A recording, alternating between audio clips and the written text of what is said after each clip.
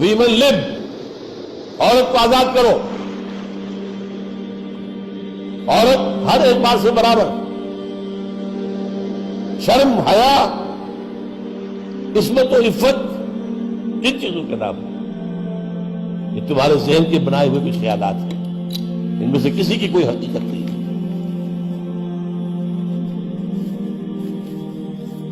میں ذرا چاہتا ہوں کہ اس سلسلے میں آپ کو بتا دوں، اس انسٹیٹیوشن فیملی کو برباد کرنے کے لیے یہودیوں نے یہ سارے پروٹوکول انہوں نے دے دیے تھے۔ They were bold enough۔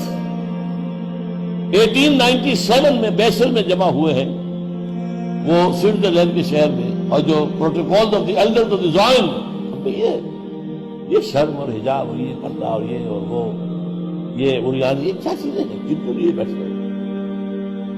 چنانچہ اس وقت آپ نوٹ کیجئے مغربی دنیا میں تو ختم ہو چکی وہ تہذیب، وہاں تو حال یہ ہے کہ امریکہ کا صدر کہتا ہے، کلنٹن، جو آخری اس کا ایڈریس تھا، state of the union address, اس نے کہا تھا ان قریب ہماری امریکی قوم کی اکثریت حرام زادوں پر مشتمل ہوگی۔ یہ ہے تہذیب وہاں۔ اس لیے اس نے جو لفظ استعمال کیے تھے وہ حرام زادہ نہیں تھا، ظاہر بات ہے، بورن وداؤٹ ویڈ لاک، بغیر کسی شادی کے بندھن کے پیدا ہو رہے ہیں، ساتھ رہ رہے ہیں، بچے ہو رہے ہیں، we are living together, we are not married, we are not married. اور اکثر کا حال یہ ہے کہ انہیں اپنے باپ کا نام ہی پتہ نہیں۔ بچے کو لے جا کر آپ اسکول میں داخل کراتے تھے شروع میں تو لکھتے تھے نا فارم پہ اس کا نام یہ، اس کے باپ کا نام یہ، اس کی تاریخ پیدائش یہ ہے، وہاں پتہ چلا کہ باپ کا نام تو پتہ ہی نہیں، وہ خانہ ہی نکال دیا ہو، ماں کا نام نہیں، خانہ ہی نہیں۔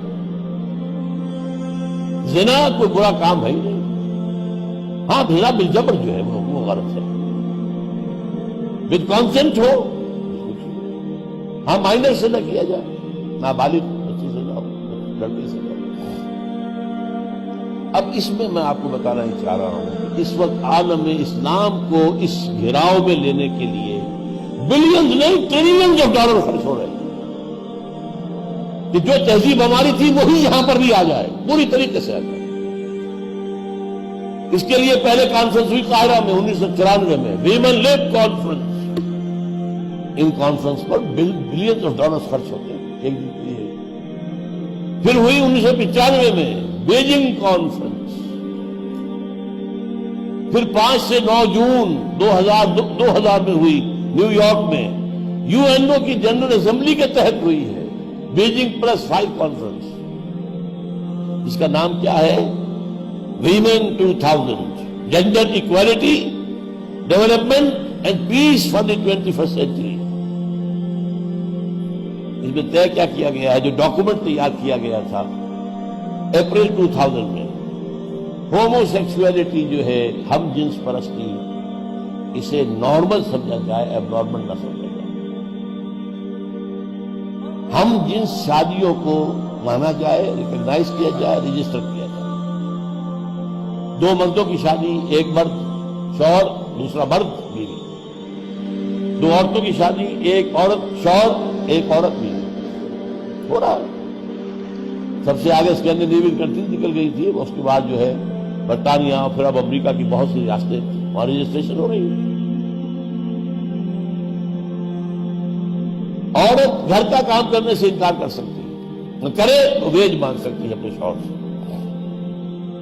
حمل اور وضع حمل کی تکلیف برداشت کرنے کا بھی ہرجانہ مانگ سکتی ہے۔ شوہروں کی خواہش جو ہے جنسی پوری کرنے میں طبیعت آمادہ نہ ہو اور انکار کرے اور شوہر مجبور کرے، it will be called marital rape, یہ زنا شمار ہو۔ اور جنہیں تم پروسٹیٹیوٹس کہتے ہو، یہ لفظ اپنی ڈکشنری سے نکال دو، they will now be called sex workers، مزدور ہے، جنسی مزدور ہے۔ ایک مرد ہے، اپنے جسم کی طاقت استعمال کر رہا ہے، کشی کھود رہا ہے، اونٹیں ڈھو رہا ہے، شام کو لیتا ہے نا 100-200 روپیہ لیتا ہے۔ ایک عورت نے بھی اپنے جسم کا حصہ استعمال کیا، عورتیں اور they are respectable sex workers۔ وراثت اور طلاق کے معاملے میں بالکل برابر.